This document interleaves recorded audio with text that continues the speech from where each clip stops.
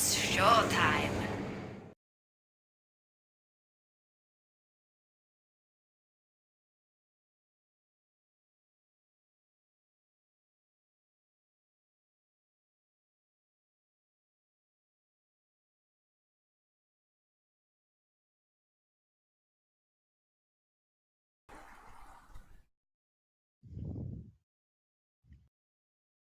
Okay, guys, we are back. Thank you, Jenna, for I destroying my like ears your once style, again. friend. Huge thank you for the sub train. Obviously, we're back with some more STPL. Hopefully, Rapid was ready this time. I couldn't actually hear if you responded to my "Are you ready?" This I is so like your unbelievably style, loud, friend. but it's all well and good. Jenna is an absolute boss.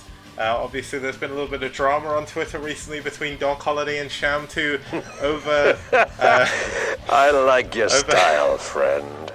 I can barely hear myself talk over Doc accidentally banning Jenna, but luckily Doc Holiday is not a mod in my channel, so he's not going to ban you here. This is a safe place. I like your style, friend. And we're going to be here for game number 2 between ReV and pSi. We're actually going to be heading into the game now.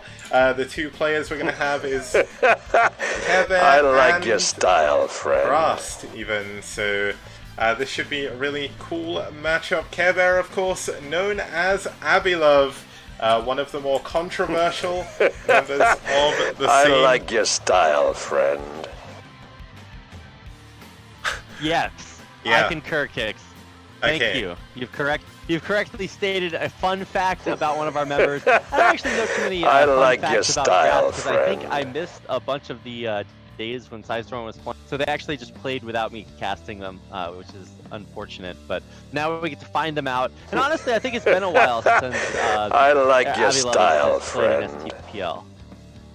Yeah, now just throwing obviously the screen up, seeing that Carebear hasn't played so far this round. He's not played in round 2 either. The last time he played was all the way back in round 1, back in March this year, sorry. It's not been going over a year, it feels like it though. He did go 3-0 against Protoss in that period, and he is back again here as a Zerg player. He does play TVZ sometimes, although recently I think he mainly plays ZVZ because of ladder and everything. He's going to be up against GraSt, one of the mainstays of the Storm roster.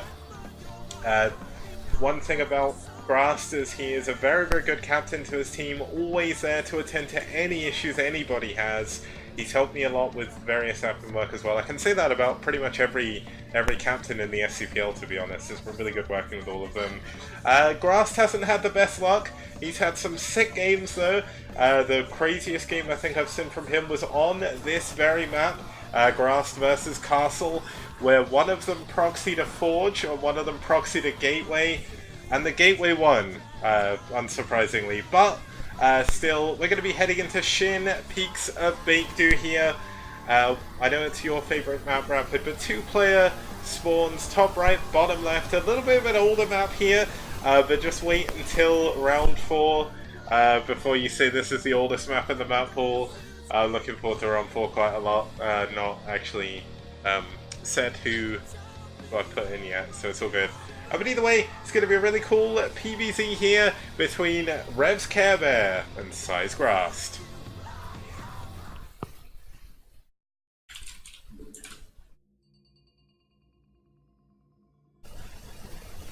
And starting us off in the in the 2 o'clock position, we do have the the orange Protoss. Sorry, I alt-tabbed to sort out the overlay and I forgot what color he was. It's pSi's GraSt. And his opponent in the bottom left-hand corner of your screen for the first time since round 1. This is ReV's Abilove playing under the ID Carebear. So probably say Carebear here. Yeah. In case you guys were curious, as I am, unfortunately the map or the website where this map was originally published, mapstory.com, is unfortunately no longer available. So that's highly unfortunate. I always really like all the Ragnarok maps because they used to be one of the best maps, or new maps in the scene when they were created a million years ago. But glad to see they are still surviving, thanks in part to tournaments like STPL. Yeah, Neil, I was just quickly showing off Kicks, some... yeah, what's up with your mic there, Kicks? My mic? Is it being funny? Yes, your mic is going crazy.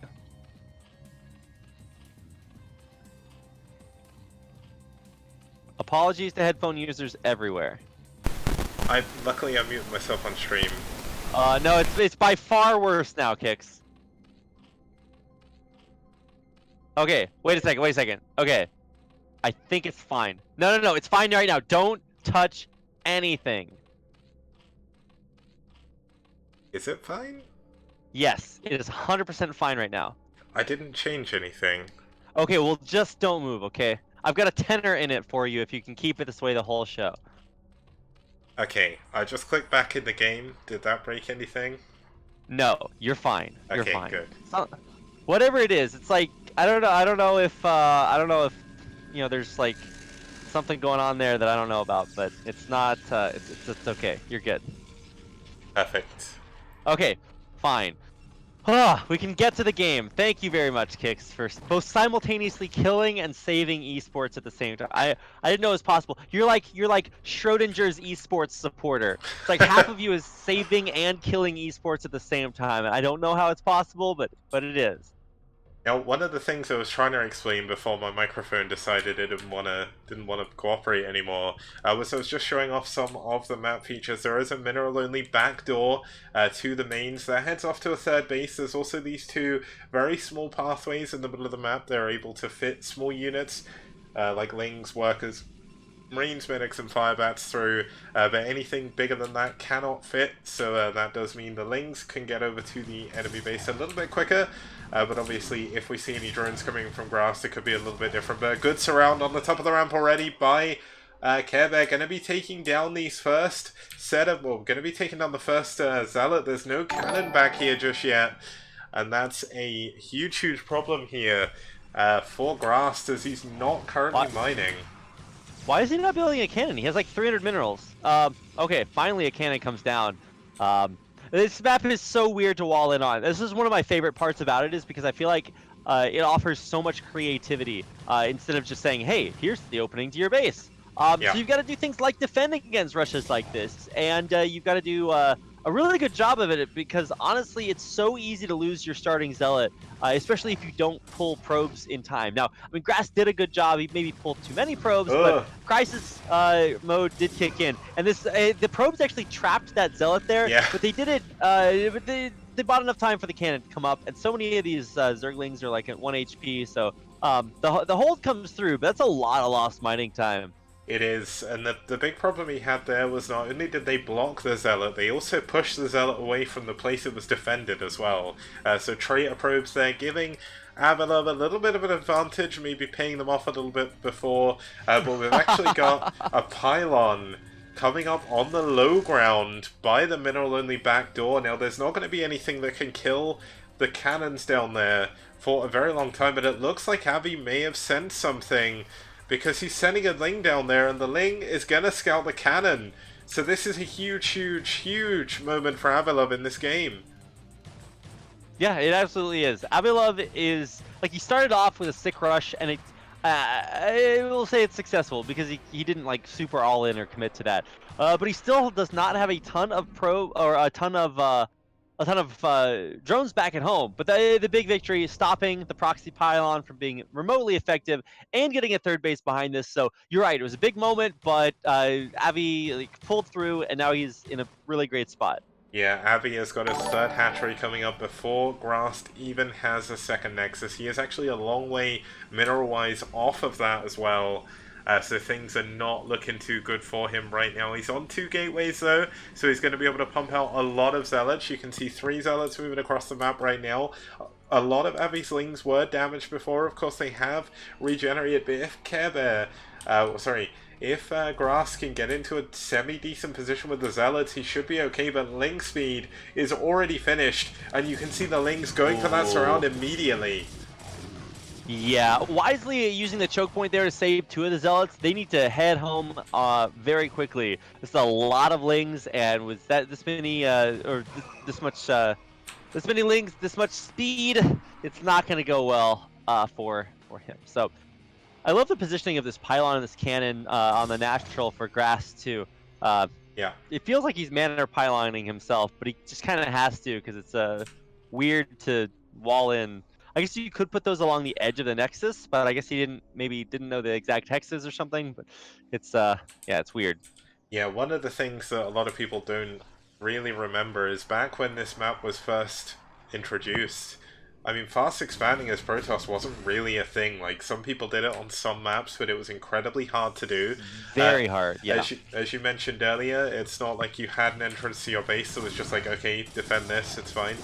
You actually had to really struggle to get that expansion, but in the meantime it was also hard for Zerg to expand as well, because the reason why Abby was able to get his hatchery up was just because he used his lings so well.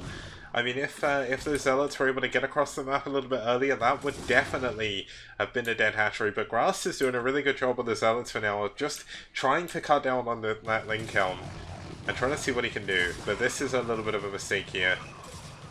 Yeah, I mean, if he gets in a good choke point, then that would be good. But he actually, that's the worst possible place basically to fight. Almost full surround by the lings, and they're gonna kill every zealot almost effortlessly with a ton of lings left over, which is gonna make this natural expansion almost impossible to hold. Yeah, and the thing is, Carebear hasn't got his drones up at his third base. His saturation isn't actually that good at really... I mean, he's close to full saturation on both bases, but he's likely just going to add on a lot of lings here. He's done a lot of damage to the army. He knows that GraSt is going to be trying to expand. That's not going to be something he's going to be able to do if these cannons go down, and the Zealots have to stay back to defend the ramp. So this is 2 dead cannons, and possibly a dead Nexus as well if Avilov can control this as well. Sorry, Carebear. Keep calling him by his main AKA. But still double Zealots coming out at a time. Still no gas for GraSt, so there's not going to be any +1 attack anytime soon, which are going to help the Zealots against the lings. It's going to be pure micro on micro to see if he can get this base up. Oh, it's going to go in and try to pick off the probe. That'd be really good, because then you can't just cancel and remake the base. He's probably going to be able to get that. Yep, speedlings are fast. That's they my are expert indeed. analysis that picks. Oh, if he gets the second probe, oh my god. Oh wow, he's actually not going to. But, okay, the probe gets down there and promptly dies to the speedlings chasing it. Wow, that was really anticlimactic, but he's keeping the Nexus building, and it's just about to finish up. So that's the moral victory, but at the end of the day, it's just so late. Yeah, I mean, the one benefit he's going to have now is he's going to be able to take position over this natural, but one thing I neglected to show you guys is the fact there was a Spire, Mulis popped out, and they're going to kill GraSt. He has nothing that can shoot off other than cannons. They're not going to finish in time. And Carebear just does a great job tying up the series 1-1. Yeah. Wow, that was kind of anticlimactic there at the end. I always loved this idea that a lot of the old school OSL observers would do, where they would just not show you what was happening, and you had to be a good enough player to kind of figure it out, or a good enough viewer to figure it out. And then they'd pan over and they'd show 4 battle cruisers. You're like, oh my god, it's such a sick reveal. Well, that's kind of what you did there, Kick, so good job. Yeah, Muta's killed everything. So, wow, what a game.